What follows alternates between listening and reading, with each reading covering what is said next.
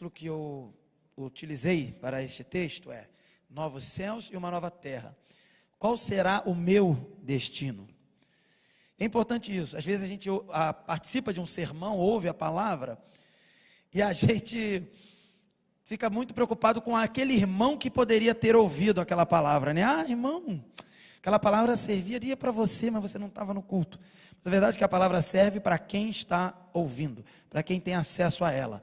E se você está com acesso a ela, a palavra é para você. Por isso eu não coloquei qual será o seu destino, mas o meu, porque ela tem que falar primeiro comigo. E você, quando ler esse livro e esse texto, ele tem que falar com você. Qual é o? Aí eu pergunto para você se perguntar: qual é o meu destino? Qual o seu destino? Qual será o seu destino? Vamos então ao texto bíblico. Então vi um novo céu e uma nova terra, pois o primeiro céu e a primeira terra tinham passado, e o mar já não existia. Vi a cidade santa, a nova Jerusalém, que descia do céu da parte de Deus, preparada como uma noiva adornada para o seu marido. Ouvi uma forte voz que vinha do trono e dizia: agora o tabernáculo de Deus está com os homens, com os quais ele viverá. Eles serão os seus povos, o próprio Deus estará com eles e será o seu Deus. Ele enxugará dos seus olhos toda lágrima, não haverá mais morte, nem tristeza, nem choro, nem dor, pois a antiga ordem já passou. Aquele que estava assentado no trono disse: estou fazendo novas todas as coisas. E acrescentou: escreva isto, pois estas palavras são verdadeiras e dignas de confiança. Disse-me ainda: está feito, eu sou o Alfa e o Ômega, o princípio e o fim. A quem tiver sede, darei de beber gratuitamente da fonte da água da vida. O vencedor herdará tudo isto, e eu serei seu Deus, e ele será meu filho. Mas os covardes, os incrédulos, os depravados, os assassinos, os que cometem imoralidade sexual, os que praticam feitiçaria, os idólatras e todos os mentirosos, o lugar deles será no lago de fogo que arde com enxofre. Esta é a segunda morte. Amém. Esta é a palavra de Deus para nós nessa noite. Vamos orar? Senhor Deus, a tua palavra foi lida no início com Salmos e agora em Apocalipse. A tua palavra tem a vida para nós. Ela tem a direção de vida eterna para nós. Portanto, te pedimos que o teu Santo Espírito agora venha sobre nós e nos conduza em direção à vida. Que tenhamos um encontro com o Senhor nessa noite, que sejamos transformados pelo poder do Evangelho, pela ação do Espírito Santo por meio da fé. Ó Deus, afasta de nós agora em nome de Jesus, toda distração carnal ou espiritual do inimigo do Senhor, dos inimigos das nossas almas, que sejam repreendidas todas as distrações, para que tenhamos um encontro, que tenhamos plena e total capacidade agora de absorver as verdades eternas que o Senhor tem para nós nessa noite. Que saiamos daqui transformados, mudados, moldados, em nome de Jesus que nós oramos. Amém. Novos céus e uma nova terra, qual será o meu destino? Bem, já na introdução, né? A história no livro de Apocalipse, é claro que eu preguei alguns textos aqui, eu ia até pregar o capítulo 6. Eu já preguei alguns capítulos anteriores, já preguei o capítulo 5, que falava de um livro em que só Jesus Cristo, o Cordeiro ressuscitado e que agora reina eternamente, só ele poderia abrir o livro. E era agora o momento de abrir as verdades que estavam ocultas. Por exemplo, a gente até comentou que nas revelações apocalípticas de Daniel, a gente via então ali a instrução de se selar o livro, de se fechar o livro. E a partir então de Apocalipse 5, a instrução agora não é mais selar. Ninguém pode abrir o livro, somente Jesus Cristo. E agora, por causa disso, Jesus poderia abrir o livro. E por causa dessa vitória de Jesus e por causa dele poder abrir o livro, as verdades eternas não estão mais escondidas em nós ou de nós. Elas estão acessíveis. E agora nós estamos dando um salto grande na revelação aqui. E eu até digo que eu pensei em pregar o capítulo 6, que fala dos 7 selos, Mas por causa da divergência teológica das três famosas correntes, Rafael está aqui, como prefere o pré-milenismo, eu já prefiro o amilenismo. Existem pessoas que preferem o pós-milenismo. Eu fiz um estudo essa semana sobre isso, pesquisei e cheguei à conclusão: não dá para pregar isso agora. Não vai ter acordo. Então eu preferi não pregar o capítulo 6, os 7 selos e nada disso. Vai ficar para um outro momento. Mas já no final a gente tem uma certa concordância. E aqui o capítulo 21, eu também preguei o capítulo 22 há uns meses atrás aqui, ele já não gera tanta dúvida e tanta dificuldade. Bem, e aqui nós temos então o final da história, mostrando as cortinas da história se fechando, e o juízo final, aqui nesse texto que a gente leu, já aconteceu. Já houve o julgamento em que vai definir quem vai e quem não vai. Quem vai para o céu, como dizemos de forma corriqueira, né? Quem vai para o céu, quem vai para o inferno, né? E aqui quando a gente lê esse texto, a gente vê claramente o seguinte: os inimigos do Cordeiro e da igreja já foram lançados no lago de fogo, e os remidos, que são os salvos, a igreja, eu e você, espero, né? Se você é uma pessoa que ouve a palavra, que presta atenção na palavra, que serve ao Senhor, que não é uma pessoa que só frequenta culto, se você que está conectado não é uma pessoa que fica só passeando pela internet, pelo seu YouTube, que seja, mas é uma pessoa que está cultuando ao Senhor, e você é uma pessoa transformada e por isso cultua ao Senhor, então você é um vencedor que vai estar nesse final aí. E esses então remidos já estão festejando as bodas, famosas bodas do Cordeiro, o casamento da igreja com o Senhor. E é interessante porque a pregação sobre o céu está aí na tela, né? Ela traz algumas lições já para a gente, logo no início. Pregar sobre o céu nos dá algumas lições. Veja aí, o número 1, na sua tela. Jesus, ele alerta para juntarmos tesouros no céu. Pregarmos sobre o céu implica em mostrar para nós e para quem estiver ouvindo, que mais importante é a realidade da eternidade do que a realidade que vivemos hoje. Só que o que fazemos hoje implica no nosso destino final. A forma que vivemos hoje define se nós somos de Cristo ou não, porque ela expressa a nossa natureza. E se a nossa natureza é uma natureza já transformada, então as nossas atitudes aqui, elas vão mostrar aquilo que nós faremos lá no céu. E se a nossa natureza não é uma natureza transformada, ou seja, nós não somos de Cristo, nós não tivemos um encontro com o Senhor, as nossas atitudes aqui são atitudes que não haverá lá na Nova Jerusalém. E seríamos então condenados ao inferno, ao lago de fogo. Então Jesus, ele alerta para a gente juntar tesouros no céu, que é onde importa. E esse período de pandemia é um período que faz muitas pessoas pensarem o que vale mais, né? A gente já conversou várias vezes, no mês da juventude, aos domingos aí de agosto, a gente conversou, e no final do mês aí, terminando o estudo de Judas, a gente perguntou: o que pesa mais para o cristão? Tempos de pandemia ou tempos de heresia, dentro daquele contexto de Judas, que a gente está estudando, né, da carta de Judas?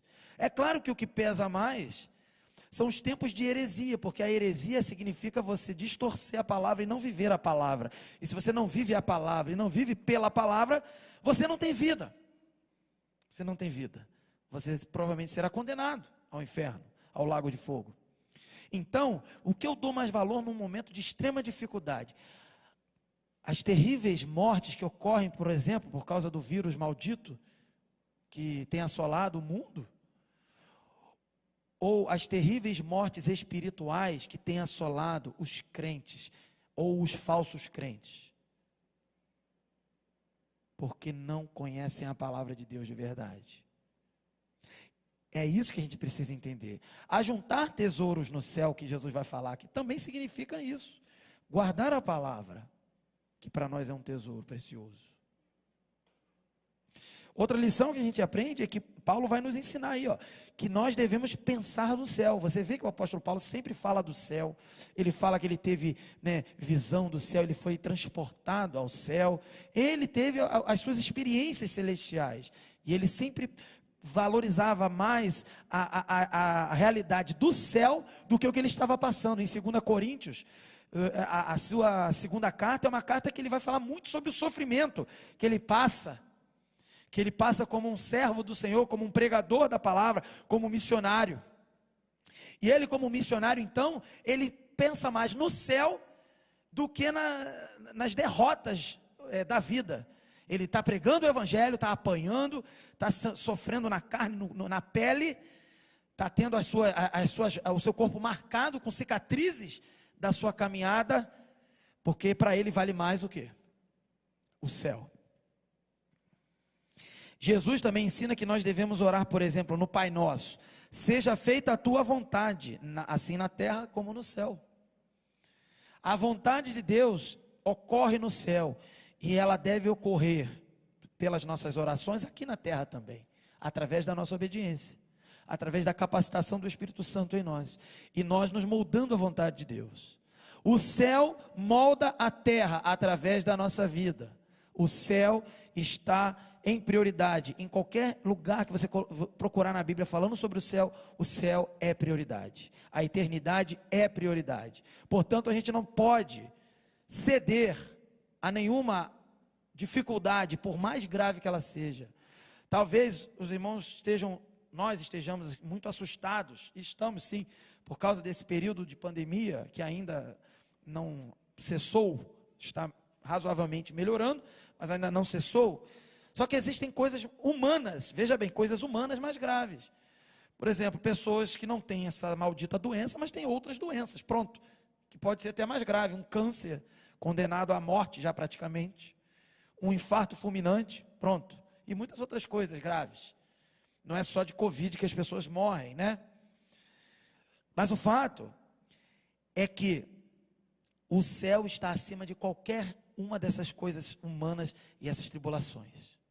E nós devemos estar ligados ao que está ocorrendo no céu.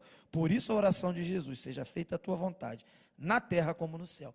Se eu quero a vontade de Deus na terra como no céu, então eu não vou viver aqui como um medroso por causa dessas coisas. Porque Paulo não temeu, porque os discípulos não temeram.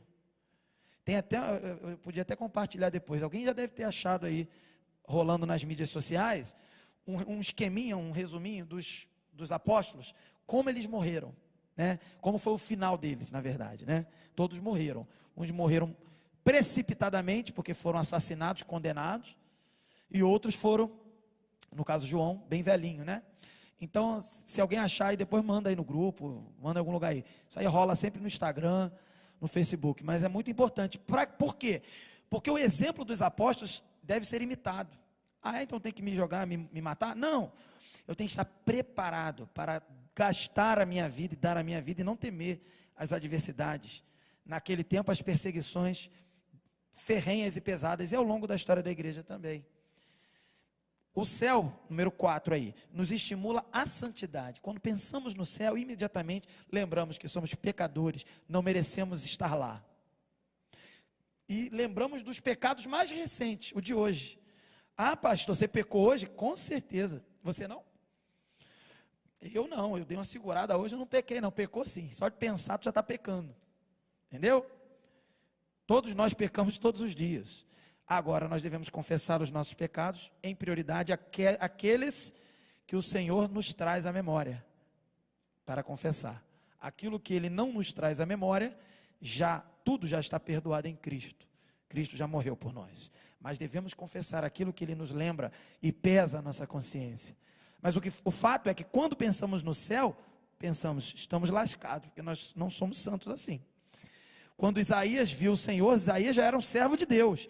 Ele disse: ai de mim que sou pecador. Ele viu o céu, ele viu o trono. Ai de mim que sou pecador e vou perecendo. Meus olhos viram o Senhor. Eu habito num povo de lábios impuros. Eu sou uma pessoa de lábios impuros. Ele viu a sua natureza. Eu provavelmente, quando eu penso, e já aqui lembrando, que o Senhor já me traz à memória, eu já penso: Senhor, eu sou de pavio curto. Ai de mim, eu vou morrer quando eu penso no céu. Essa é a ideia. Nos leva à santidade, nos leva ao confronto, ao choque da nossa natureza carnal e a nossa natureza transformada, que deve ser santa. O céu também nos ajuda a enfrentar o sofrimento, esse que eu já citei esses outros aí. O céu, número 6, nos ensina a renunciar agora em favor de algo no futuro. Então a gente abre mão de coisas que poderiam ser legais agora. Qualquer coisa aí que você ache legal, você abre mão, porque o Senhor não quer isso para você, e porque você tem o objetivo de ganhar o prêmio final, que é o céu. Bem, e por último, no número 7, o céu nos livra do medo da morte. Eu não sei, mas eu não precisa me responder, nem você que está no vídeo e os irmãos aqui. Mas eu imagino que há um medo, há um medinho, pelo menos, da morte. Quando eu penso na morte, eu tenho um medinho. Será que vai doer? Não sei. Será que vai ser trágico a minha morte? Não sei. Será que vai ser como se estivesse dormindo? Será que só estar dormindo é prazeroso? É gostosinho morrer desse jeito? Eu não sei. Então essa falta de informação para mim, gente, me dá um nervoso. Mas, em contrapartida, quando pensamos no céu, e lembramos que Paulo fala, por exemplo, que a morte é o último inimigo a ser vencido, nós confiamos. Por mais que doa, por mais que seja algo difícil, e será, porque é um inimigo, segundo Paulo, é algo que nós devemos passar e logo depois estaremos num ambiente que lemos agora, sem choro, sem dor, com profunda e eterna alegria. E aí a pergunta, né? Passando já à frente. O que são o novo céu e a nova terra? A redenção, ela alcançou não só a igreja, mas todo o universo. Quando você olha já no primeiro versículo, que a gente leu aí, do capítulo 21, eu não vou ler de novo para ganhar tempo, mas dá uma checada aí, primeiro versículo. Você vai ver que a natureza, ela está escravizada pelo pecado, a gente sabe isso por causa de Romanos 8, 20 e 21, por exemplo. Ela está gemendo, né, com dores de parto, aguardando a redenção, a manifestação dos filhos de Deus, que é o último dia em que todos os salvos estarão reunidos diante do Senhor. E esse dia chegou, nesse capítulo 21 aí. Então é o momento da redenção, a natureza sofre.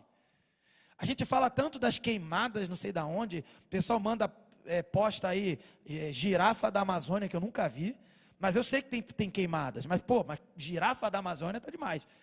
Urso panda morrendo queimado na Amazônia, gente, até isso eu vi. Não, gente, a Amazônia pode estar queimando, o Pantanal pode estar até queimando, mas não tem urso panda, nem tem girafa. Então a natureza está sofrendo tanto que nego não sabe nem o que tem lá, entendeu? Mas o fato que essas queimadas, esse desequilíbrio ambiental, que muitos tentam dizer que o maior causador é o homem, não é. O maior causador é o pecado no universo. E o pecado no universo desequilibrou o universo como um todo. E aí com a maldade do homem, porque faz parte desse desequilíbrio, e a maldade de qualquer outra pessoa, ou de qualquer outro ser, os animais que também são selvagens, e são, um comendo o outro, devoram uns aos outros, no ambiente sem pecado, no ambiente em que não havia essa dor do universo, da criação, não haveria esse desequilíbrio. E antes que alguém diga que o desequilíbrio ocorre pelo homem, ele já ocorre por causa do pecado. E não há nenhum ambientalista que pense que vai salvar a natureza, não vai. Nós podemos, como cristãos, e devemos, e os cristãos são os principais defensores e verdadeiros amenizadores, enquanto Jesus não volta, das dores da natureza. Então, os principais que deveriam ser, entre aspas, cuidadores do ambiente, para eu não usar o termo ambientalista, porque também tem conotações políticas, mas aqueles que cuidam do ambiente, os principais devem ser os cristãos, porque eles sabem que a natureza sofre por causa do pecado do homem. A morte está no universo por causa do homem. Os animais também morrem, sem ter pecado. Quem pecou foi o homem. Os animais morrem quando o homem mata, se ninguém matar. Naturalmente, porque a natureza é desequilibrada. Ela é espiritualmente desequilibrada e materialmente, fisicamente desequilibrada. Então, qualquer ambientalista que venha dar um discurso mais bonito, devemos salvar as baleias, devemos salvar as tartarugas, devemos. Mas devemos salvar também os seres humanos, pregando o evangelho. E só através da pregação do evangelho e o retorno de Cristo, é que essas baleias, essas tartarugas, que sejam, elas de fato serão restauradas, segundo o texto aqui. Ah, mas você quer falar de ambientalismo? Não, não quero falar de ambientalismo não, só quero falar que a natureza sofre por causa do pecado do homem. E nós temos uma responsabilidade, porque agora já temos a salvação nas nossas mãos. Podemos cuidar. Podemos cuidar da natureza de forma, não como os ambientalistas nos ensinam, porque eles não conhecem aquilo que vai realmente salvar a natureza, mas através de Jesus Cristo. Seja sim um ambientalista, mas um cristão, que não vai idolatrar a natureza como uma mãe natureza, uma deusa, um panteísmo doido. Mas seja um cristão que vai adorar o Criador e vai tratar a natureza como criação de Deus. Por isso, ser bem tratada, bem cuidada, e através da pregação do Evangelho, mais salvos, mais cristãos, cuidando daquilo que Deus fez. Então, a natureza sofre, mas haverá essa redenção. Deus não vai criar, veja bem, novo céu e nova terra, no sentido do zero. Vamos destruir, jogar uma bomba, pau, explodiu, acabou, zerou. E agora fazer tudo de novo, do zero. Não.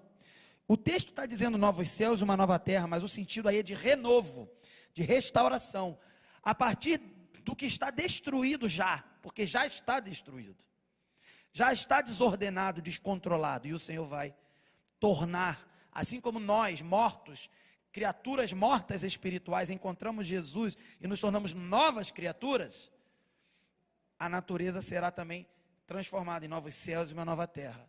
Transformação, redenção. Então, este é o sentido. O cosmo, o universo está sendo restaurado. Então, o que é novos céus e uma nova terra? É a mesma terra que você conhece, o mesmo céu que você conhece, só que sem o pecado e sem os pecadores condenados. Esses não vão ter acesso a isso. Só os salvos e os que não pecaram, os anjos. Bem, está lá ainda, já está na tela.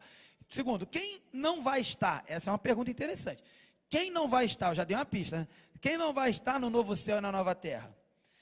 Bem, no verso 8 aí do 21, os indiferentes ao evangelho, os covardes, falam,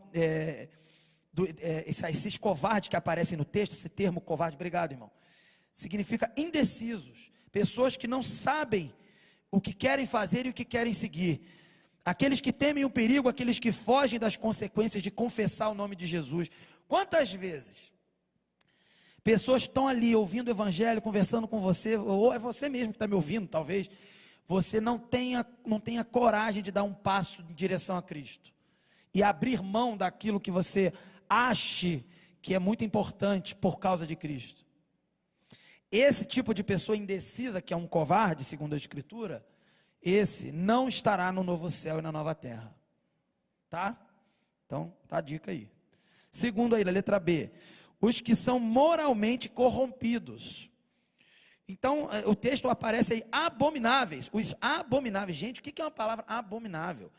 Só para você entender, abominável é uma palavra que aparece também, abominável da desolação. É uma palavra que aparece para o anticristo. E está dizendo que existem pessoas que são abomináveis, que são como o anticristo, nesse sentido. Não porque ele está dizendo que são o anticristo, mas tão abomináveis quanto o anticristo. E essas pessoas são assim por quê? Porque elas perderam a vergonha, são sem vergonha. Elas se entregaram abertamente, abraçaram ao pecado e aos vícios do mundo. Uma pessoa da minha família me perguntou, a gente tem uma amiga, né? Uma amiga nossa aí que, de muito tempo aí, e que era uma cristã aparentemente verdadeira, uma cristã aparentemente fiel, caminhou bastante aí. E essa pessoa, ela foi aos poucos rejeitando o evangelho. Aí uma pessoa da minha família perguntou, porque agora essa pessoa de fato abraçou o pecado, tá lá totalmente enlameada no pecado, essa pessoa, e não tem vergonha de mostrar esse pecado, levando em consideração que essa pessoa sempre foi uma pessoa firme na casa do Senhor. Aí então essa pessoa da minha família me perguntou, como a gente trata esse tipo de pessoa? É uma pergunta perigosa. Segundo a Escritura, esse tipo de pessoa ela é uma abominável, é um apóstata, é uma pessoa sem vergonha, é uma pessoa que provou do Evangelho, é uma pessoa que teve acesso a tudo e jogou fora de verdade, com certeza, com convicção. Apóstata é inimigo de Deus e inimigo do Evangelho e da igreja. E apóstata está numa condição das duas uma. Ele está no mundo, lógico, ele está pelo mundo aí, no pecado. Mas das duas uma, ou o próprio mundo vai discipliná-lo para que ele no último dia seja salvo, como o próprio apóstolo Paulo fala sobre isso, não vou entrar nisso, ou ele de fato será um abominável e será condenado. Esse é o caso. E como nós devemos agir? Devemos agir como a igreja age com o apóstata. Ele quer o mundo, fica no mundo. O evangelho não é para essa pessoa. Essa pessoa já teve o evangelho e jogou fora. O evangelho não é para essa pessoa. O evangelho é para todo aquele que ouve. E agora a igreja guarda as suas energias para aqueles que ainda não conhecem, para a igreja como um todo, para aqueles que ainda estão em processos inferiores de disciplina. Mas o apóstata é um inimigo. Não frequenta a minha casa, por exemplo, não vai frequentar. E é bem-vindo na casa do Senhor? Sim, se tiver arrependido. Do contrário, é da porta para fora. Assim como também ele é tratado aqui como abominável. É uma pessoa que se entrega abertamente ao vício, ao pecado, aos vícios do mundo. São aqueles que escarnecem da santidade, festejam a desonra, aplaudem o vício, zombam da virtude. Então, esse é o apóstata, é o abominável, é o moralmente corrompido, que teve acesso a tudo e jogou fora. Podemos orar por ele? Claro, nós temos que orar por todos. Mas ele não tem mais acesso à sua intimidade, à minha intimidade, à intimidade da igreja. Ele tem acesso àquilo que é público. E ele, ouvindo o evangelho, se arrependendo, ele, em tempo, antes dos novos céus e da nova terra, né, ele consegue ainda, no último minuto ali, de repente, se encontrar de novo. Mas tem muitos pormenores nesse ponto, que eu não vou entrar aqui. Daria 2 pregações para explicar. Só resumindo então, o abominável é um cara que jogou fora tudo. Simples assim. E é moralmente sem vergonha. Mas também fala aí o texto dos assassinos. São aqueles que desrespeitam a vida. A vida é sagrada. A vida de um próprio assassino, sem o devido julgamento, por exemplo, é sagrada. Porque esse assassino também é a imagem de Deus. Agora, com o devido julgamento, dependendo do país, do contexto, vai ter pena de morte na Bíblia, nos países aí. Mas o fato é que a vida do pior pecador é sagrada. Então, os assassinos, os que matam pessoas, eles têm um tratamento específico aqui. Eles não entram. Então, os covardes não entram, os abomináveis, apóstatas não entram, os assassinos não entram nesse novo céu e nessa nova terra. Eles são impuros. Eles se entregam a todo tipo de luxúria, lascívia e perversão. Esses são os assassinos. Eles, de maneira geral, eles são depravados moralmente. E a verdade, queridos, que essa depravação ela está chegando no seu limite. Se você olhar para o mundo aí fora, o que mais tem é depravação. É depravação em todos os níveis, de abominação, de covardia, de ser indeciso, de ser assassino. E também, obviamente, imoralidade sexual. Letra C. Também não entram na cidade celestial ou nos novos céus e na nova terra os que são religiosamente desobedientes.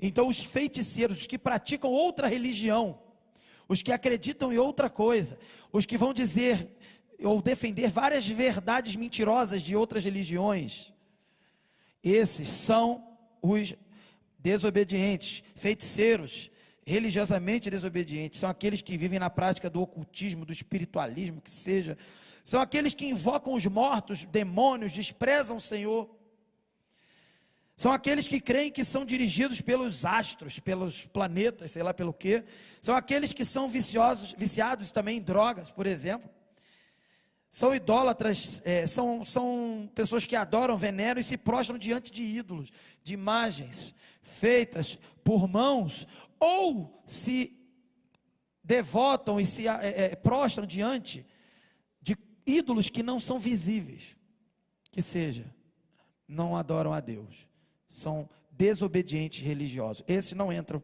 também na cidade ou nos novos céus e uma nova terra. Quem não vai entrar ainda? Os que não são confiáveis na palavra, os mentirosos, faltou isso, os mentirosos, são aqueles que falam e não cumprem. Gente, quantos crentes falam e não cumprem? Quantas pessoas combinam uma coisa e vão fazer e não fazem? Isso é cultural, o Brasil é assim, dizem que na África muitos lugares são meio assim, não importa, o que importa é quem não cumpre a palavra está sendo categorizado na Escritura como mentiroso. E os mentirosos são aqueles então que prometem e não cumprem, que falam que vão fazer e não fazem.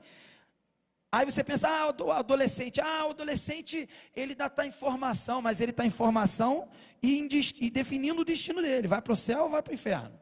Ele quer ser um mentiroso ou quer falar a verdade? Tem hora que a verdade dói, mas se a verdade dói é porque tem pecado junto, vai doer mesmo, meu amigo. Tem que tratar a doença aí, tem que tratar a ferida. O fato é que quem é mentiroso é categorizado, está na mesma categoria de assassino, de abominável e de covarde. E esses não entram no céu, nos novos céus e uma nova terra. Agora sim, número 3, o que, não só quem agora, mas o que não vai entrar no novo céu e na nova terra? No novo céu e na nova terra não haverá dor. Você pode dizer glória a Deus? A dor é consequência do pecado. Quem fala assim, existe dor? Não, dor é por causa do pecado. A dor física, a dor moral, a dor emocional. Eu preciso de um terapeuta, eu preciso não sei o quê. A cura para qualquer coisa de dor que você possa imaginar estará na eternidade. Fora isso, não tem cura. Tem só adiamento, paliativo. Passa a dor, daqui a pouco vem a dor de novo. Passa um problema, depois vem outro problema de novo. Só no céu não tem mais dor. Só nos novos céus e na nova terra não tem mais dor. Alguém pode dizer assim, eu não vejo a hora dessa pandemia acabar. Meu irmão, quando a pandemia acabar, vai vir outro problema, vai vir outra dor. E você está assim, eu estou esperando, né? Não dá para fazer muita coisa, estou esperando para poder servir a Deus. Fique esperando aí, meu amigo, que tu vai ver Jesus voltar e tu vai para um destino diferente. As coisas, queridos, não vão melhorar totalmente, 100%, quando a pandemia acabar, se é que vai acabar. Muitos dizem que não vai acabar, outros dizem que vai, não me importa, eu já desisti de saber se vai acabar ou não. Sabe por quê? Porque não vai adiantar passar a pandemia, não vai adiantar, vai vir outra pandemia do inferno, de algum lugar, vai vir uma pandemia da mente, da cabeça da pessoa, ficar todo mundo doido, vai vir outro troço. Agora, o que vai curar de verdade a dor e os sintomas físicos, emocionais, espirituais, novos céus e uma nova terra. Lá não haverá dor. Não haverá, queridos, mais enfermidade, não haverá necessidade física, deficiência física, cansaço, né, fadiga, depressão. Muitos dizem que é doença, eu tenho outros posicionamentos. Traição, pessoas que traem as outras, decepção. O céu, querido, é o céu. E ele é o céu também por coisas que não vão ter lá. Você quer saber o que é o céu? Pensa num ambiente que não tem essas coisas. Isso é o céu. É uma forma de identificar o céu. Aqui, querido, não é o céu. Por quê? Porque aqui tem dor, aqui tem doença, aqui tem todo esse sofrimento que a gente colocou aqui, falou aqui. Aqui não é o céu. E é importante você compartilhando com seu irmão, você que está discipulando, você que é um líder, dizer para o seu irmão, querido, você está sonhando com algo que é só quando Jesus voltar. Então para de chorar e vamos servir ao Senhor, como Paulo assim fez e muitos outros grandes homens de Deus. Saia da toca e da caverna. Não vai melhorar. Só no céu, ou nos novos céus e na nova terra. máximo que acontece por misericórdia é alguma coisa dar uma atenuada, dar uma melhoradinha, daqui a pouco piora, daqui a pouco melhora. Então, quem fez planos assim, marcou na agenda lá, no dia 31 de dezembro de 2020, a pandemia vai acabar. 1º de janeiro, vou festejar. Está totalmente enganado. Mesmo que isso ocorra, haverá problemas. A solução para os problemas é ter acesso aos novos céus e uma nova terra. E só pode ter acesso ao novo céu e à nova terra quem foi salvo por Jesus Cristo. Mas veremos isso. Então, número 4. Por que o novo céu e a nova terra serão lugares de felicidade eterna? Vamos ver. Por quê? Primeira resposta, letra A. Porque a vida no céu e na nova terra será como uma festa de casamento que nunca termina. A Bíblia faz uma comparação como uma festa de um casamento, bodas do Cordeiro, né, com a noiva que é a igreja. É claro que literalmente não vai ter a igreja entrando, todo mundo vestido de noivo, entrando para Jesus de terno lá para receber, não é isso. Mas a alegria de um casamento, para quem já participou de alguns, e eu tenho participado de muitos, né, tenho casado muita gente, mas assim, a alegria de um casamento, de uma nova família sendo construída no caminho do Senhor, é essa grande alegria dos noivos envolvidos, que é a alegria que nós vamos ter, como noivos, no sentido de igreja que vai estar casando, né, nessa figura, nessa alegoria com Cristo. E o céu é uma eterna felicidade, festa de casamento, a alegria de um casamento recém-formado, né, das noites de núpcias e daquela alegria inicial do casamento, vamos dizer assim, que depois vai caindo na rotina, vai ficando mais calmo, né? Por quê? Porque aqui não é o céu, tá certo? Mas lá não, lá vai ser essa eternidade de festa, nesse sentido. Gente, eu não sei, eu acho que eu vou enjoar de tanta festa. Vai não. Não vai não, porque a gente só enjoa das coisas aqui. Quem já ouviu falar, alguém dizer assim, tudo em excesso faz mal? Não é verdade? Já ouviu, né? Já ouviu, né? É verdade, mas é verdade aqui, nesse ambiente. Neste ambiente corrompido pelo pecado. Lá, claro que o excesso que vai ter lá é o excesso infinito da glória de Deus, da presença de Deus e das coisas moralmente boas de Deus. Então tudo isso vai sobrar, transbordar e não vai enjoar. Por quê? Porque lá não tem dor, não tem problemas, lá só tem alegria. Bem, e aí, vamos lá entender um pouquinho. As bodas passavam por 4 fases, se você quiser entender: compromisso, preparação, a vinda do noivo e a festa.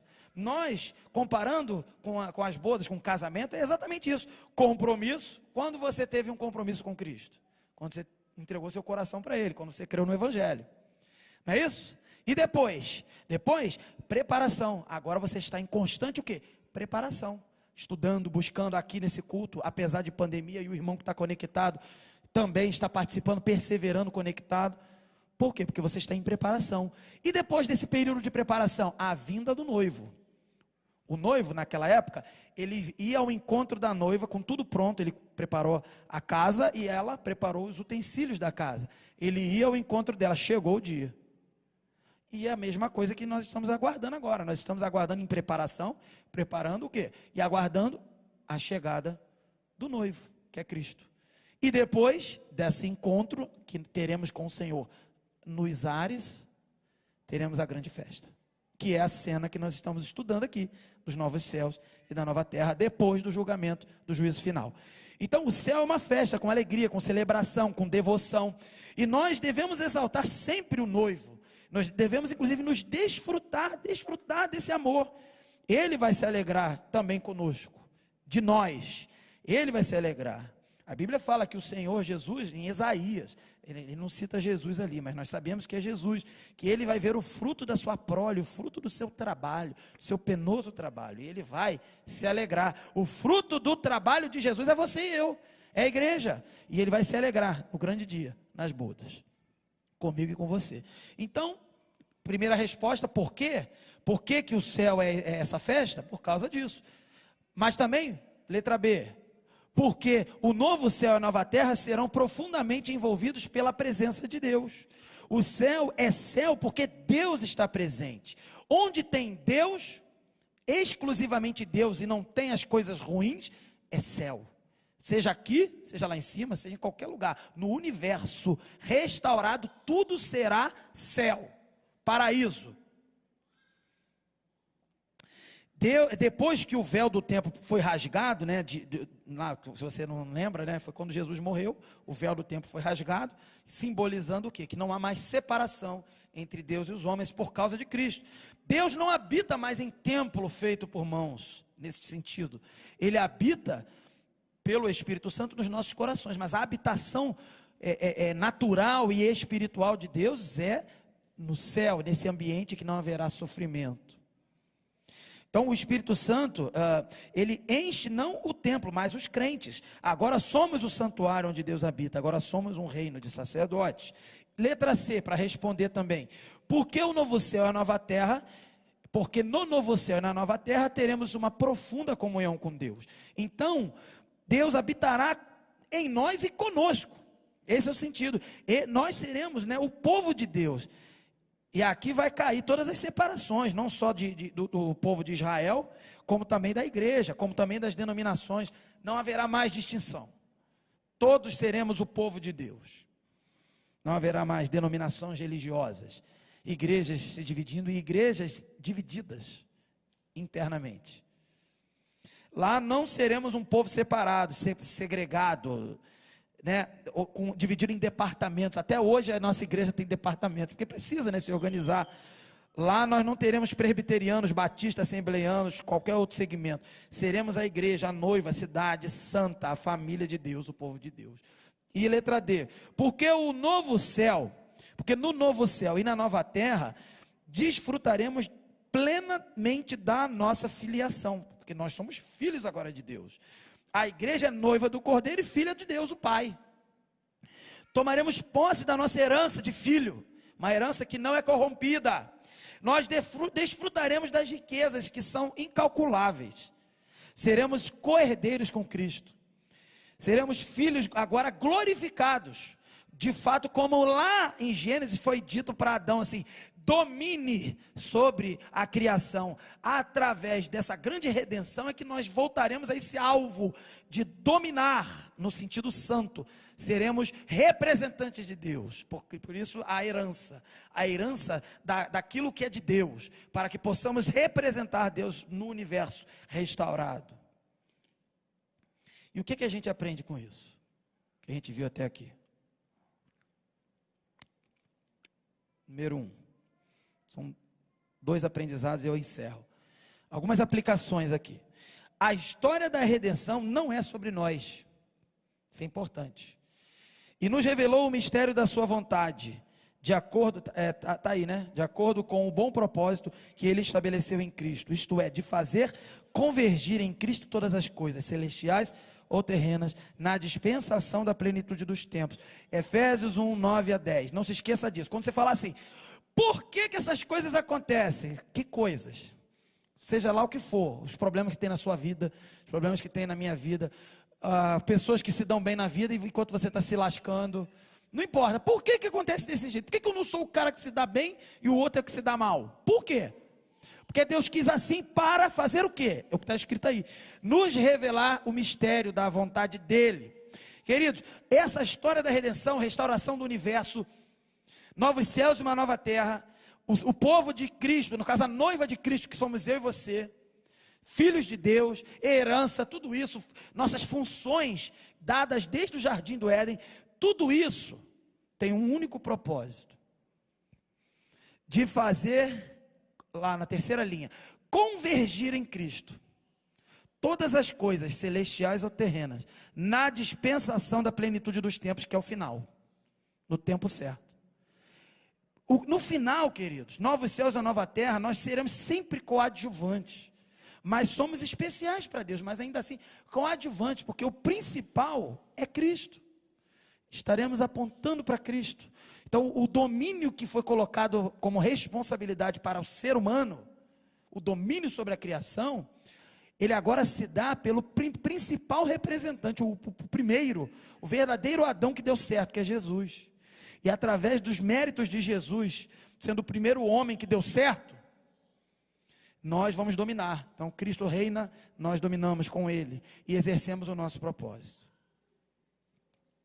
Segundo, devemos também não só entender que essa história não é apenas, não é especificamente sobre nós. Tem gente que prega, a gente cantou aqui uma música, ele me ama, ele me ama, ele me ama. Se a gente ficar nessa história de ele me ama o tempo inteiro, daqui a pouco a gente pensa que a história é sobre nós, a gente é o preferidinho. Não tem preferidinho. Ele me ama, ele te ama, sabe por quê? Porque ele quis, porque você não tem nada que preste, nem eu. Lembra disso.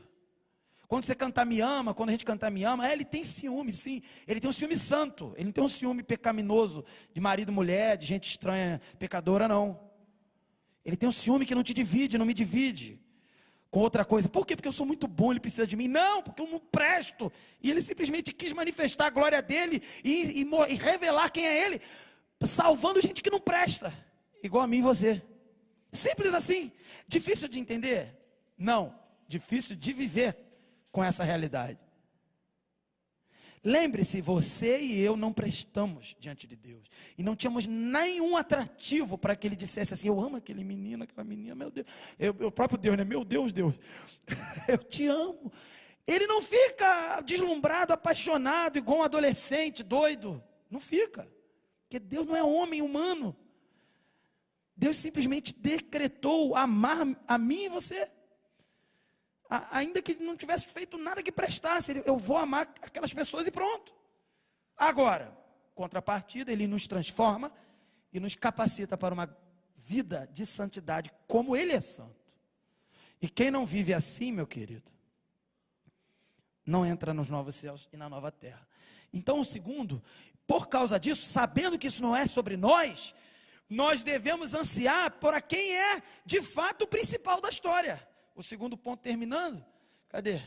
Devemos ansiar por este dia, o dia em que o noivo vem, o dia em que Jesus Cristo virá, um dia em que tudo será concretizado no grande ato final, que é o julgamento final e os novos céus e a nova terra.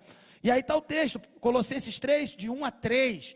Portanto, já que vocês ressuscitaram com Cristo, procurem as coisas que são do alto, onde Cristo está assentado à direita de Deus. Cristo já reina, queridos.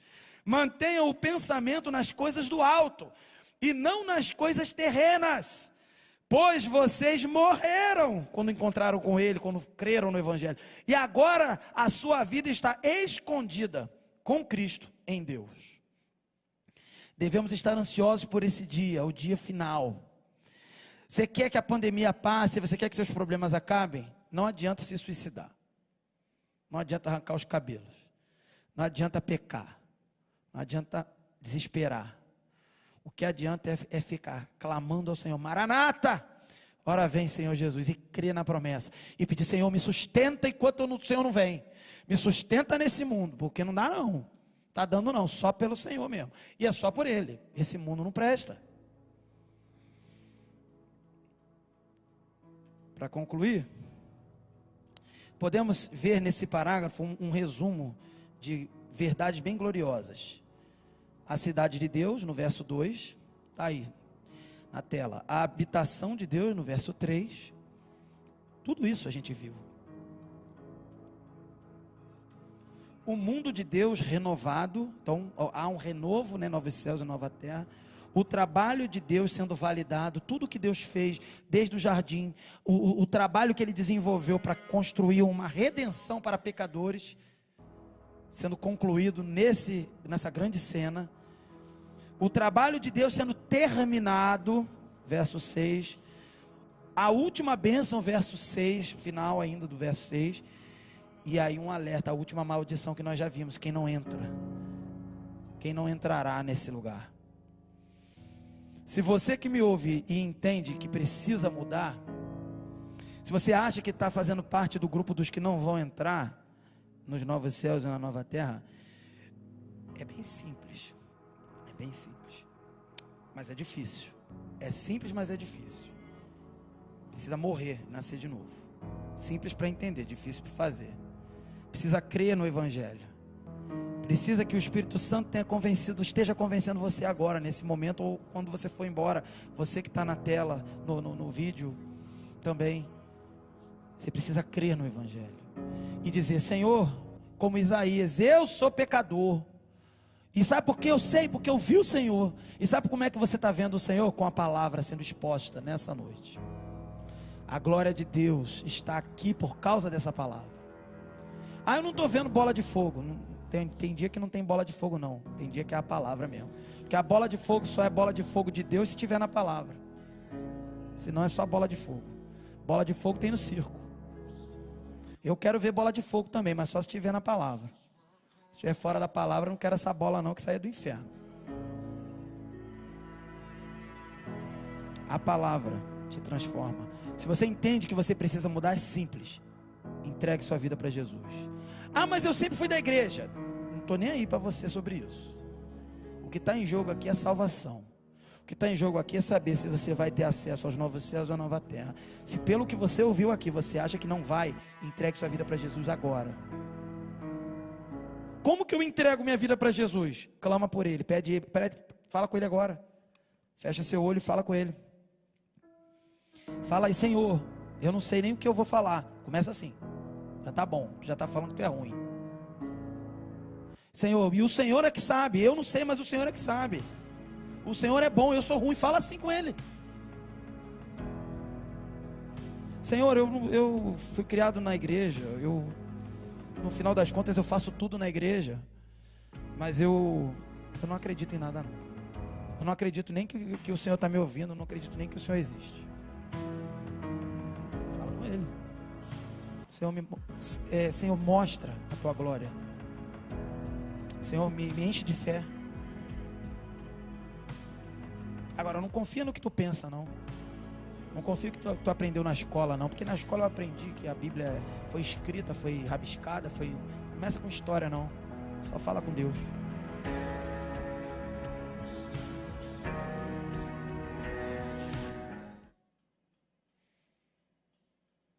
Entregue sua vida para Jesus. Abandone os seus maus caminhos. Fala para Ele, Senhor, eu tenho andado, apesar de estar indo na igreja, eu tenho andado por um caminho de vergonha. Faça isso hoje, irmão. Você que me vê no vídeo, faça isso agora. Sabe por quê? Porque a gente não sabe se haverá outra chance. Se eu pego um Covid e caio morto amanhã, sei lá. Não precisa de Covid não, se cai uma bola de fogo e me queima todo, já que eu falei de bola de fogo. Se eu sofro um acidente. A gente não sabe o dia de amanhã. Ah, eu vou me entregar para Jesus, que eu estou com medo disso. Se entrega por causa de medo, não. Se entrega porque você entendeu que você é pecador. E que Jesus Cristo é Salvador. Tem chance para você ainda. Que nós possamos, irmãos, viver, nós aqui cristãos e aqueles que ainda serão alcançados, que nós possamos viver em confiança de que nós somos levados, desde o dia que nos convertemos e tivemos o encontro com Cristo, aos novos céus e à nova terra. Não precisamos temer tentações, não precisamos temer as provações, as pandemias, seja lá quais forem. Nós devemos simplesmente seguir aquele que é o Cordeiro e que também é o Leão, aquele que é o Alfa e o Ômega, o princípio e fim. Se você seguir o Senhor e perseverar até o fim, nos encontraremos e encontraremos Ele lá, que na verdade o lá é aqui, nessa terra restaurada, sem choro, sem dor, com plena alegria. O sol não será mais necessário, porque Cristo é o sol, e a glória dele brilha, e nos ilumina e nos sustenta. Mas Ele já brilha hoje. Entregue sua vida para Ele, que para tanto o Senhor nos abençoe. Amém.